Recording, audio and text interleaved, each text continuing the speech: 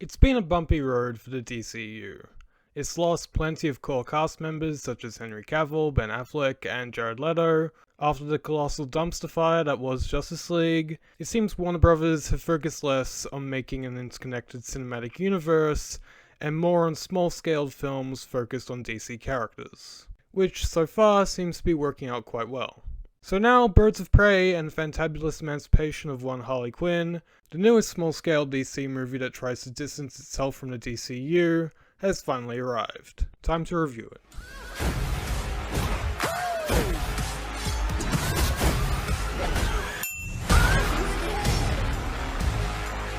Alright, heads up. Once I've given my rating for this film, I'm going to discuss spoilers because I want to talk about the original cut of this film a bit. Hashtag really CN cut. But again, that won't be until after I've given my rating at the end of my review. Plus, there'll be plenty of warnings, so if you haven't seen this film, you'll be fine and nothing will be ruined for you. So, what did I think of Birds of Prey? I liked it. It's a really fun and enjoyable movie. However, there were some aspects of this film that left me kinda disappointed. First, let's start off with the positives. I really enjoyed all of the characters in this. Margot Robbie as Harley Quinn I found to be pretty annoying in Suicide Squad, but in this, she's fun and likable thanks to the power of good writing and directing. Black Canary and Huntress were great new additions and had some really fun banter. I'm hoping to see them return in a sequel or spin-off or whatever happens, I don't know. Cassandra Cain I know isn't really that comic accurate and has pissed off some fans, but for what they were going for I did like her in this. I also really liked Renee Montoya. The villains were fantastic. Black Mask is the best villain in DCU, and honestly the best DC movie villain since Heath Ledger's Joker. He's menacing, flamboyant, and a villain you just love to hate. Zsasz was also great and felt very threatening without being too over the top. The action is really good and there are some stunning visuals and use of color, like the scene in the police station. That was good shit. And as for the negatives, the film's pacing was whack, and it felt like it was being messed with in the editing room. Because it was, but we'll get to that later. The film is non-linear, and it really didn't need to be. It felt very repetitive, how the story would keep going back and forth. I didn't find the film to be that funny overall. A lot of the jokes were just the character swears and that's it, but there were some good jokes that snuck in there. Also, this film really didn't need to be R-rated.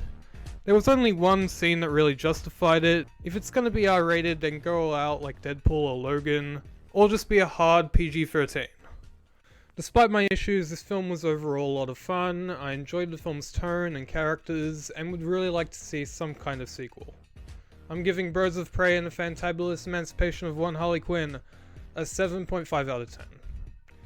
So I know this review is really late, and I apologize, but you know, I was thinking ahead. Because I knew you'd all be in quarantine and I have nothing to watch.